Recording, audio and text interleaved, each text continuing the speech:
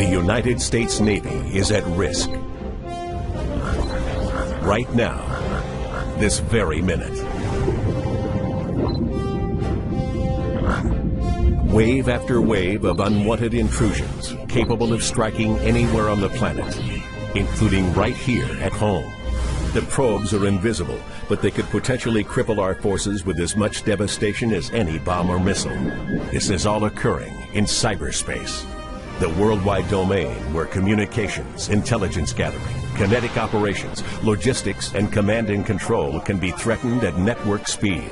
But the U.S. Navy stands ready to repel this threat and to maintain superiority in this new operational domain.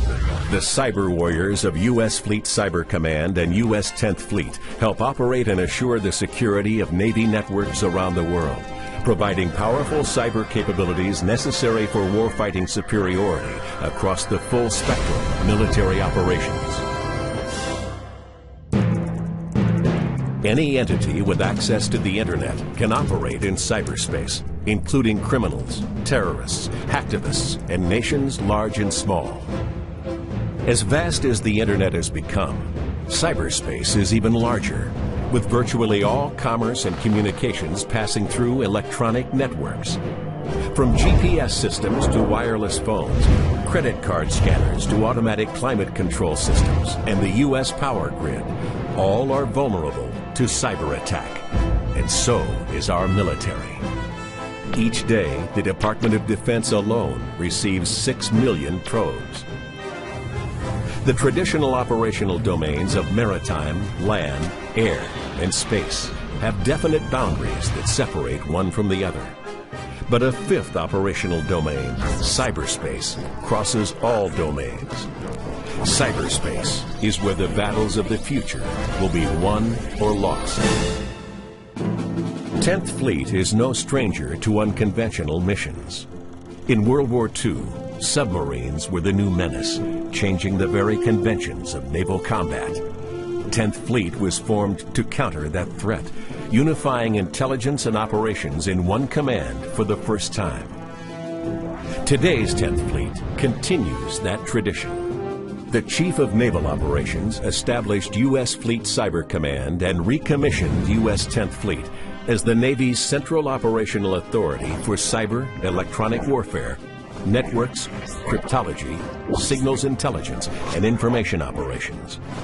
This represents a landmark transition in the evolution of naval warfare, bringing information to the forefront of the Navy's 21st century arsenal. Almost every operation on board a naval vessel functions in cyberspace. It is the primary medium for Navy command and control, communications, computer, combat systems, and intelligence capabilities. All these systems must function effectively, even in the face of degradation or outright attack. That's the job of U.S. Fleet Cyber Command and U.S. 10th Fleet. To assure command and control, the Navy must maintain dynamic situational awareness. This is constant and total awareness in real time of the state of our networks and communications capabilities. I'm seeing a drop in capacity centered in the typhoon off Japan. We need to reroute our traffic until we can make sure it's reliable. An extension of dynamic situational awareness is dynamic network defense, the ability to proactively counter intrusions or hostile acts against our networks before they disrupt our operations, and to seamlessly maintain continuity of command and control. Battle Watch, Captain. I'm detecting a large amount of traffic flowing into the 5th Fleet MOC. Sir, our network sensor grid is indicating a malicious signature there as well. I believe they're probing our premise router and are getting ready to launch a denial of service attack. Block an incoming source IP address and have intel pass it to U.S. Cybercom J2. Yes, sir.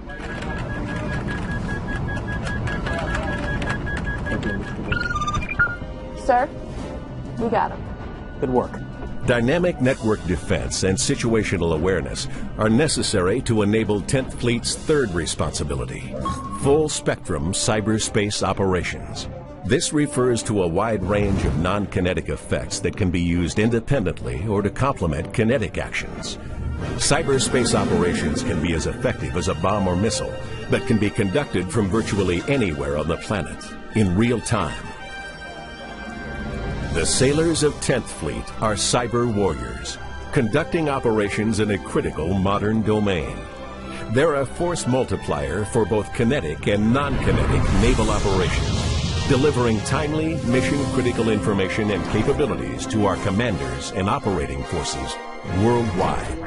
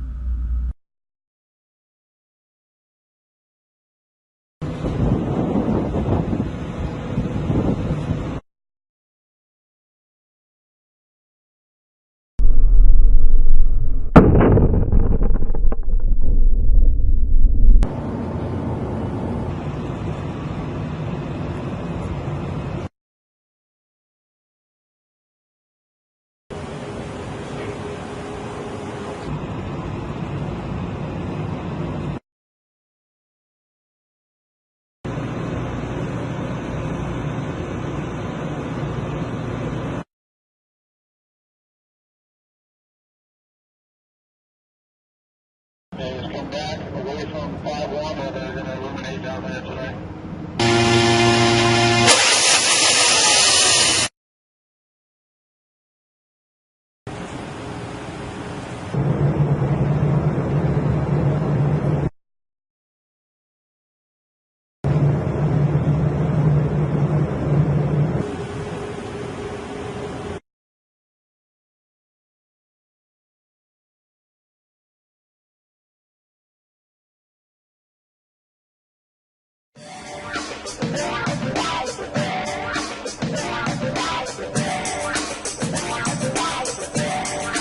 We're actually out here performing flight tests for the F-35C to open up the flight envelope and see what we can learn to get the F-35 ready for carrier evolution, launch, and recovery.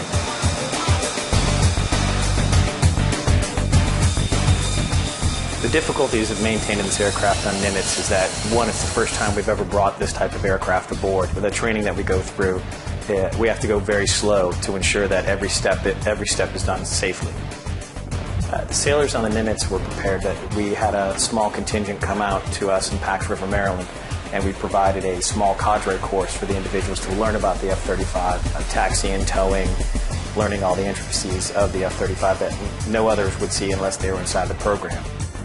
Every moment being on the deck, working on the aircraft, being around, working with the crew, bringing the aircraft up and down on the elevators. I think every day is new challenge, new excitement, and we learn something new every single day, every time we move the aircraft. Every moment we're learning something new about the aircraft and how it interacts with the flight deck crew and the aircraft carrier itself. So it's pretty tough to learn on the fly, but that's what we're doing out there. That's what we've trained for back at Pax River for the past 5 years for the aircraft.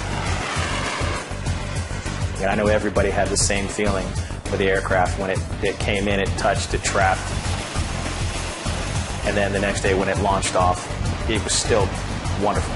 It's not every day you get to make history, and we made history with the F-35C for the Navy as a whole.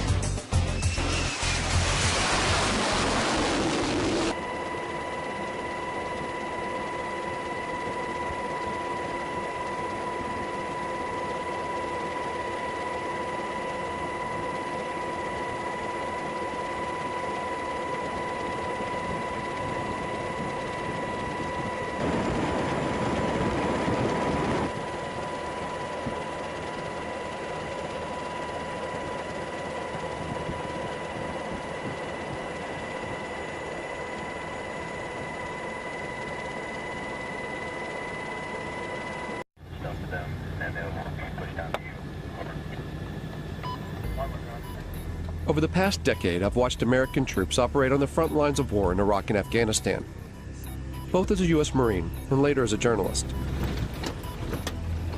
During that time, two things have struck me. First, Americans have developed a low tolerance for seeing their soldiers return home in coffins. And second, soldiers are surrounded by an overwhelming amount of new technology. It's now part of their everyday lives. These two trends are shifting the way the U.S. fights its wars. The Pentagon is currently building an army of what it calls unmanned systems. It's their fastest growing arm of development. And there's a momentum to create machines with more autonomous capabilities, robots which can take certain decisions themselves. But what will this new era of warfare look like? And do the legal and political structures exist to deal with it? These are big, big meta changes that are happening in war that we've got to wrap our heads around. So I see this as a very major threat to respect for human rights. What is war going to look like when it's robot versus robot? Who wins that war, and how can you even tell?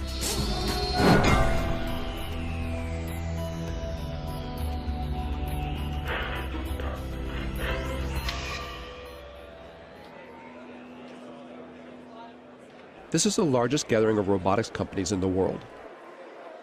It's organized by AUVSI, the Association of Unmanned Vehicle Systems International. So these are successfully used in operations at the reactors. Hundreds of private corporations and university researchers are here to show off their latest cutting-edge inventions. And so there's things that we can actually pick up with the gripper, use them to defuse a bomb, and then put them back. They're all either selling their products or soliciting funds for their projects. And most of them are targeting a single customer with deep pockets, the U.S. military. This is an annual conference for the robotics industry in Washington, D.C. Years ago, this was a pretty small gathering. This year, there'll be over 7,000 attendees. It's an enormous business here now. It covers everything. You'd be surprised what you could find. Everything from unmanned boats, ships, submarines, to armed drone helicopters. And just the air portion of the robotics or unmanned industries this year will be worth $7 billion. In 2009, the U.S. Defense Department earmarked $18 billion over 5 years for the development of unmanned systems. This boom in military robotics comes off the back of the so-called global war on terror. The wars in Iraq and Afghanistan, along with lethal action in Pakistan and Libya, have created a political and strategic space for unmanned robotic systems. It's not a situation where you're in these big, formation operations or fights. You're dealing with very explosive, very spontaneous events. So you need something that's watching all the time and something that's very adaptable to be able to move from one location to another very, very quickly. The U.S. Air Force is presently training more unmanned systems operators than it's training manned fighter plane and manned bomber plane pilots put together. But that actually makes perfect sense because they're actually buying more unmanned systems than they're buying manned fighter planes or manned bomber planes. The number of drones in use by the U.S. military has surged from a handful in 2001 to over 7,000 today, and the number of ground robots has shot from 0 to 12,000.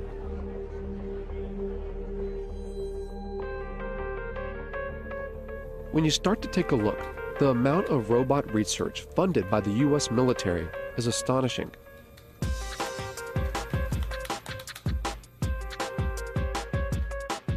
Fault Lines put in more than 100 requests and follow-ups to the Pentagon, military contractors, private robotics companies, and university research labs. But gaining access to see how these tax dollars are put into use isn't easy. When we could actually get a response, it was almost always a firm no. After several months of chasing, only a handful agreed to allow us to film.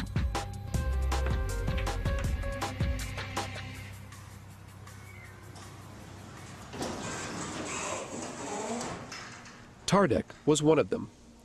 It sits on a base just outside Detroit, Michigan. If you just want to try it out, drive.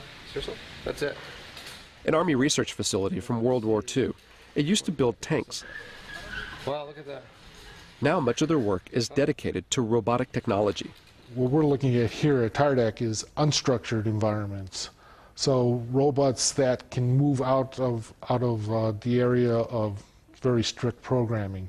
So one of the ways of doing that is through teleoperation. So we have It's not the classic robot. It's somebody actually controlling something. It's not a remote-controlled car because it's doing it through a TV set. All the robots here are collaborations between TARDEC and private companies or university labs, or both. Companies like iRobot in Bedford, Massachusetts. This is the home of the PackBot, one of the first ground-based robots the U.S. military adopted after 9/11. Thousands are being used in Iraq and Afghanistan to defuse improvised explosive devices, or IEDs. The old way of doing business was to ask an individual, our sons, our daughters, our brothers, our sisters, to mount up one of those heavy, cumbersome, hot bomb suits and literally to waddle out to go face to face with an IED. Today, we do that at distance, and we do it virtually via a robot. Much, much better way to do business. So the interesting thing about this one is light. It weighs about 5 pounds or so. And here's what the military wanted. A robot that you could throw, say over a wall or something, and then look, it rights itself. And now you can see over that wall with the cameras on that robot. With video game-like controllers, soldiers can guide recon robots like this one to see over walls or defuse bombs. These ground-based robots add a buffer between the soldiers that use them and a potential threat, whether it's a bomb or a human enemy. But technology designed to save lives can be easily modified to kill. The step between putting a laser beam on someone's forehead, it's not a technological leap to then putting a bullet in their forehead. It's actually a legal political question. We feel strongly and ethically that there has to be a man in the loop. If you look at the history of any military technology, it typically starts in reconnaissance, then becomes frustrated that you see bad happenings but can't deal with them, and it evolves to strike. Really, the technology will happen. It's how we're going to deal with that technology. While the idea of arming ground robots still seems taboo, in the air, it's a line that has long been crossed. At a Utah Army testing facility, the military has invited members of the media to a display of its unmanned aerial systems. We're going to showcase that entire package for you here today in a way that I think is going to really resonate with you once you see what's inside and behind the curtain. It's the largest drone demonstration the U.S. Defense Department has ever allowed to be filmed. As the drones fly overhead, journalists watch the mock operation from inside a hangar. From 7,000 meters in the air, the Gray Eagle hunts its target. 8-9, Overlord Maine. Maintain eyes on that truck. It's estimated that the Pentagon will invest nearly $37 billion toward drone development through 2020,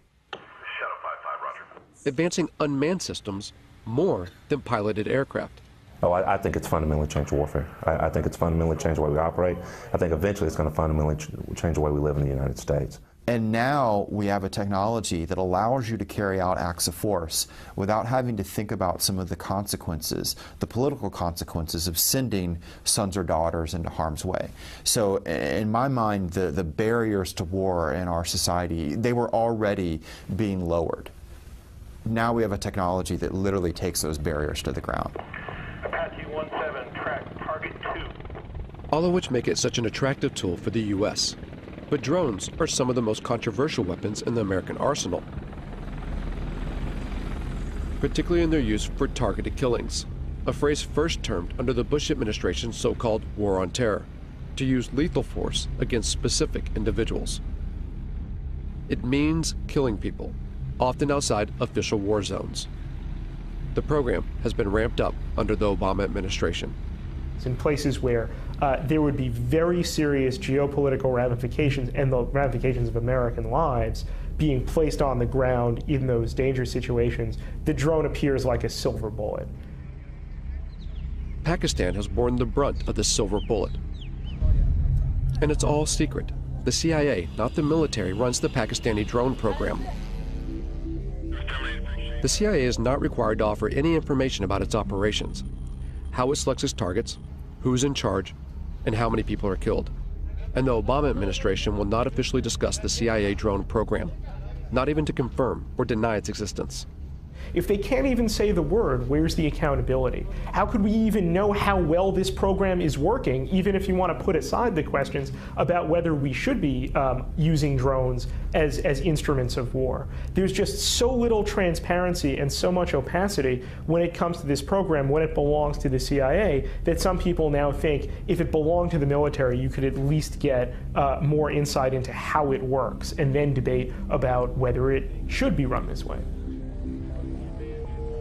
Reportedly, civilians and private contractors control the CIA drones, pushing a button from their offices thousands of miles away in Langley, Virginia. At the time this film was made, there have been 308 drone strikes reported in Pakistan since 2004. 256 of those under President Obama. That figure could be far higher. Over 200 strikes hit the region of Waziristan alone, roughly one attack every 4 days. Conservative estimates put the total number of deaths around 2,900. Of those, over 750 were civilians, including 175 children. And at least 1,100 people have been injured. The CIA and the Obama administration have extended these strikes to Yemen and Somalia, and according to recent U.S. diplomatic cables released by WikiLeaks, the United States is building secret drone bases in places like Ethiopia and the Seychelles, an indication that Washington wants to increase surveillance and strikes in the region. At least a dozen strikes have been carried out in Yemen, one of which in late September killed Anwar al-Awlaki, an American-born imam with alleged ties to al-Qaeda. The willingness to target and kill a U.S. citizen provides just one example of how this secret war often operates beyond recognized legal boundaries. If a intelligence operation carries out an airstrike that goes awry, that accidentally kills civilians, that violates the rules of engagement, there's not a court-martial process set up for that. There is, in my view, at the end of the day, no accountability for what is going on now. Philip Alston spent 6 years studying the legality of the U.S. drone program for the United Nations Human Rights Council. The congressional committees have, as far as anyone knows, never exercised oversight in any specific way in relation to these killings. He says that the American government's justification for the strikes, self-defense in response to 9/11, even now, 10 years later, is a manipulation of the international laws governing conflict. Now, in terms of international law, that represents a fundamental breakdown in what are called the rules on the use of force. It would enable the United States to use force against any target, any country, any time. Following 9/11, Congress passed a resolution called the Authorization for Use of Military Force, or AUMF. It allows the U.S. president to use military force anywhere against people believed to be responsible for 9/11. And when the Obama administration has been asked, what authorities do you possess to go, into Yemen, to go into Somalia, even, outside Afghanistan into Pakistan, for the purposes of attacking people that you say are aligned with al-Qaeda, they use the AUMF. I think the U.S. is certainly risking setting itself up for a significant global backlash against its extension of power extraterritorially.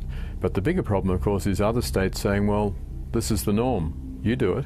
Why shouldn't we do it? The UN Human Rights Council has taken no action to further investigate the legality of the U.S. drone program. While the U.S. continues to expand the program, 45 other nations are working on their own drones, many being sold on the open market. In the rush to churn out robotic military systems, who buys these technologies and how they're used has minimal international oversight. In short, the law is not keeping up with the pace of development. Technology doesn't stop, and that's, I think, one thing that people need to realize is that it's accelerating ever faster, not just in the number that we're using it, but how advanced it is. The accelerated pace of development is such that It is inevitable that we are creating machines that are going to be able to do things we cannot currently conceive of them doing. I think if the United States were serious, part of this major program to, if you want to create a word, to robotize its war-making functions, would be to build in various safeguards designed to ensure respect for the laws of war. There has been a mad dash for advancement with very little consideration for how that advancement will play out against human society. And Rita J. King is a futurist who studies the potential dangers that technological advances in robotics and artificial intelligence can bring. Within the United States, you have the military, and then you have, private business, and you have universities. So all these different groups are doing their own research and their own creations at different paces. And eventually there will be more of a coming together of these different aspects of the programming and the creations, and we will cross a line. In a university lab at Virginia Tech, Professor Dennis Hogg and his students work on a robotic soccer team.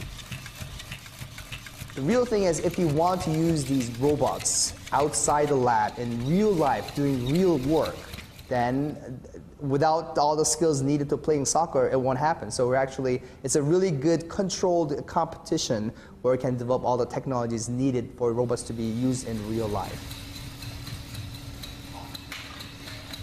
Virginia Tech's funding comes from a variety of sources. These robots are part of a project sponsored by the National Science Foundation. But they also take on projects financed by the U.S. military. So as a research lab, the technology we develop, we want the society to be using our technology. Of course, many of our robotics projects, most of them, if not all of them, are to help the society. But here they recognize that a technology's ultimate use is unpredictable. Time to time, as a group, we sit down and discuss about these kind of problems.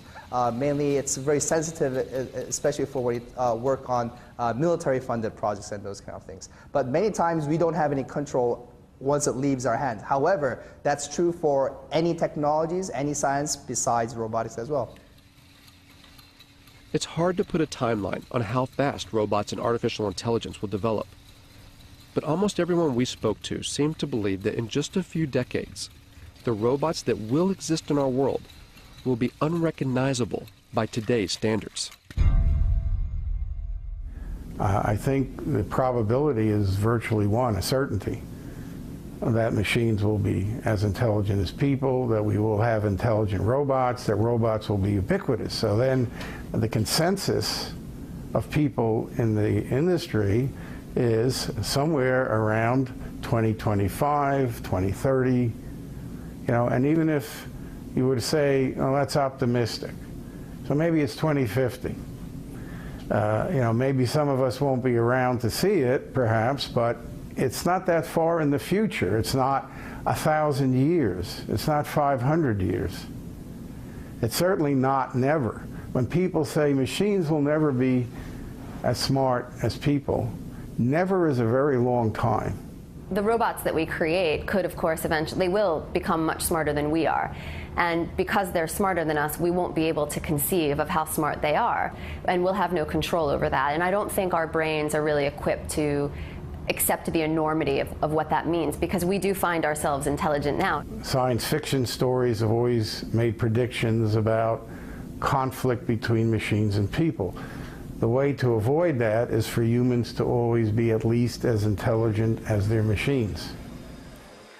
While we may not know exactly if or when robots will become as intelligent as humans, at AUVSI, the talk of autonomy, of military robots taking more decisions by themselves, is growing.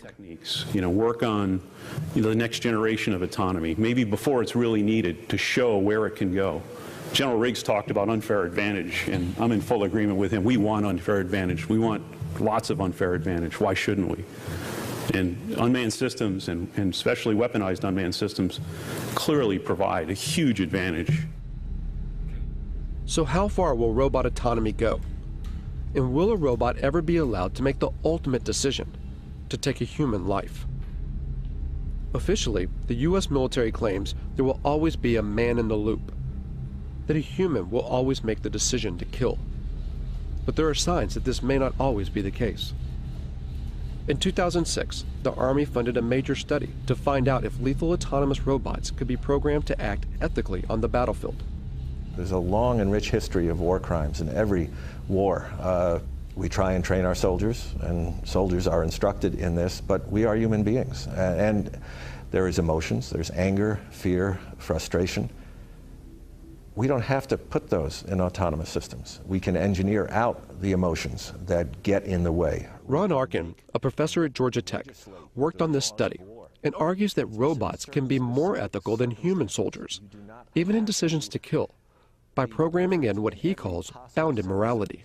You establish a venue, a region, or a task environment, or a mission under which the system is operating, and you engineer that system to make sure that it acts appropriately under those particular circumstances. Whether it makes that decision what to fire at, when to fire, and who to fire at, that I think is a critical decision that we already sort of ritualize within the military decision process, and we shouldn't relinquish that. There's reasons to deny people their right to life, self-defense, intervening on behalf of another to defend their life.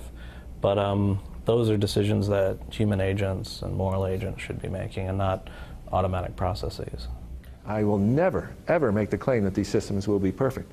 But I do make the claim that, I have the belief that these systems can outperform human beings in the battlefield, ultimately from an ethical perspective. We do have a moral responsibility to try to prevent this, and to not invest our time and energy and resources as scientists, as a society, into building a technology that has that kind of capacity to kill people on its own.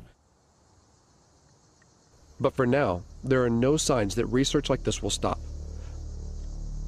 Because there's an assumption that underlies not only Arkin's work, but also the billions spent on defense. The assumption that war will always continue. War is a very cultural thing. It's a kind of a social deliberation instead of a moral deliberation, or a cultural deliberation, if you will.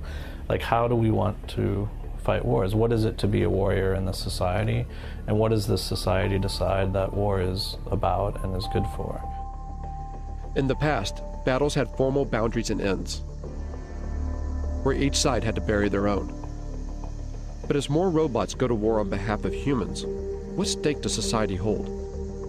As killing becomes more automated, does it make war all too easy? So I think that is a big issue as far as what these technologies are going to do, and making war much easier to become involved in, and really detaching, especially in the United States, the American public from its sense of responsibility and moral and social deliberation that should go into deciding when wars occur. A lot of people say, well, why don't we stop working on this technology? There's a problem, though. You'd have to stop science. It means you'd also have to first stop war and stop capitalism. And there's such a vast amount of money that goes into thinking about defense problems and solving defense problems, that if we turned that time and energy and resources into solving more practical problems, we would actually probably alleviate most of the social and political problems that cause us to have defense and security concerns. And the fact of the matter is that most of the funding that's going into robot research, of course, is to create a better war machine. And to what end? It demonstrates how far we are from the sort of intelligence we need to build robots that can help us instead of hurt us.